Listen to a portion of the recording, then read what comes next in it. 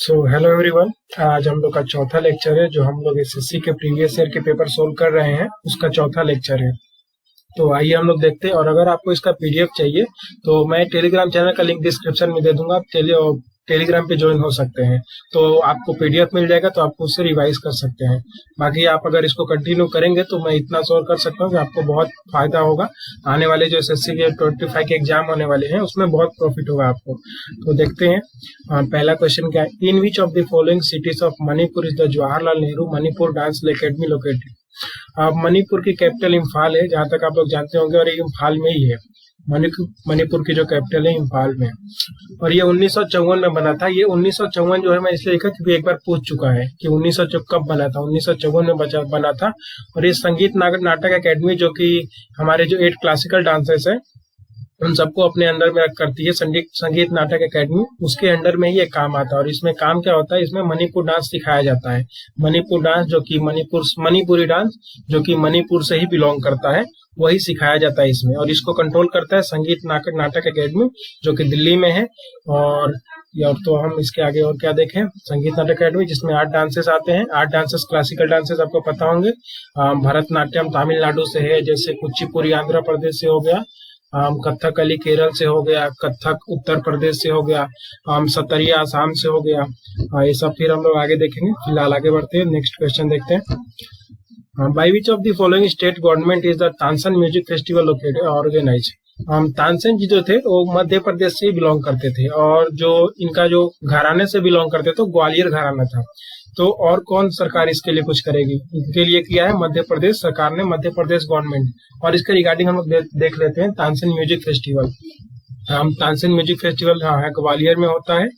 और इनका ओरिजिनल नाम जो था वो रामतनु पांडे था। इनकी एक मियां मल्हार जो थी, मॉनसून रागा थे, ध्यान रखना है, इन्होंने बनाया था। ये अकबर के कोर्ट में गए थे बाद में, लेकिन पहले ये जो थे राजा रामचंद्र के कोर्ट में थे। और वहां पे ये बजाते थे रबाब और रुद्रवीणा। और इनके गुरु का नाम था स्वामी हरिदास। ये रबाब और रुद्रवीणा बजाते थे। इनका बिहाट विलेज में जन्म हुआ था। ध्यान रखेंगे आप, अभी तक पूछा तो नहीं है लेकिन पूछ सकता आगे के लिए, तो आगे के लिए आप ध्यान रखेंगे। अकबर में कोर्ट में थे, ग्वालियर घराने से बिलोंग करते थे। इनका नाम ओरिजिनल रामतनु पांडे था, गुरु का नाम था हरिदास। अकबर के कोर्ट में थे, महाराष्ट्र से एमपी से बिलोंग करते थे, मध्य प्रदेश से। 1980 में कालिदास सम्मान भी हुआ करता था। वो भी कालिदास सम्मान 1980। आप बस ये कीवर्ड ध्यान रखने का, बाकी तो हम लोग आगे देखेंगे। Which of the following places is related to Gandhi Satyagraha of the year 1917। Gandhi ji के पॉलिटिकल गुरु का नाम था गांधी जी के पॉलिटिकल गुरु थे गोपाल कृष्ण गोखले। उन्होंने 1905 में एक पार्टी बनाई थी।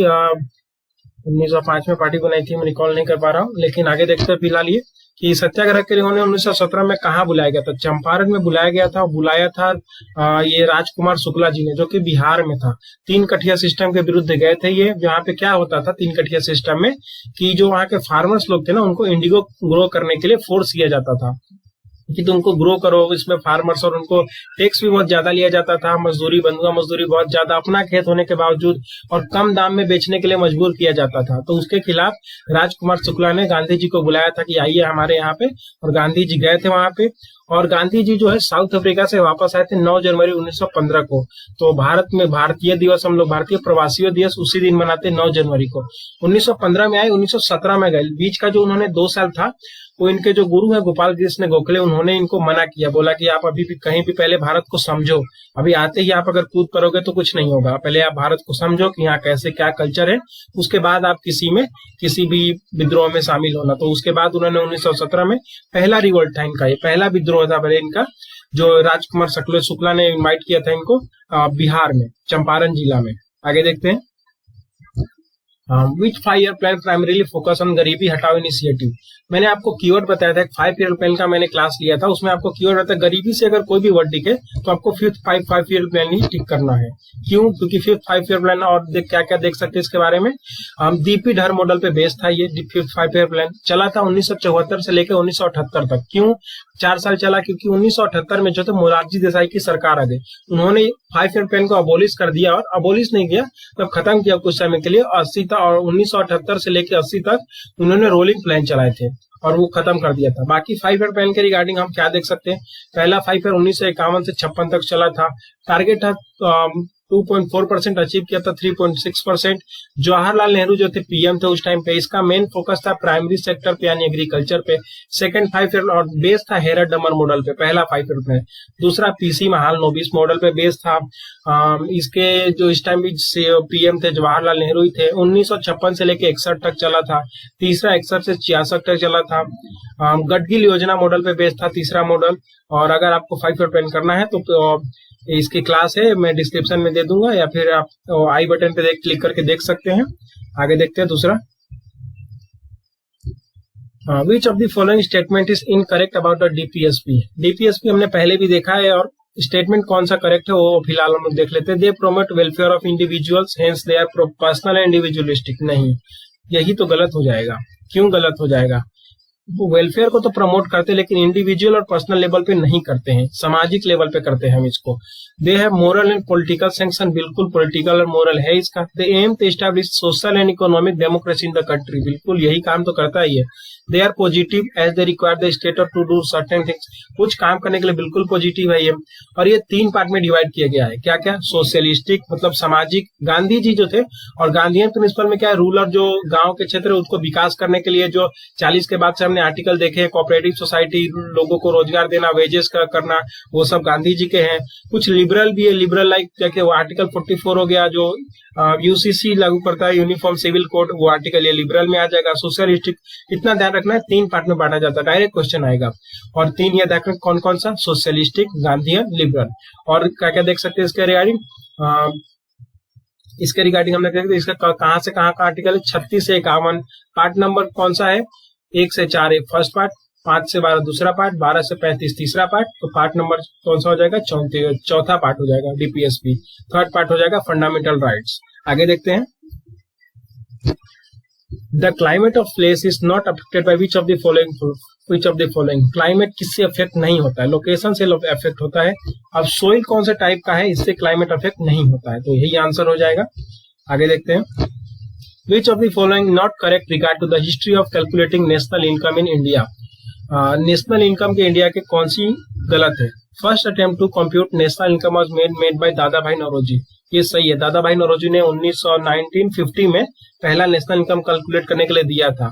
First official attempt to compute, ये भी सही है। ऑफिशियल जो था वो पीसी महालनोबिस में ही दिया था और 1951 में दिया था।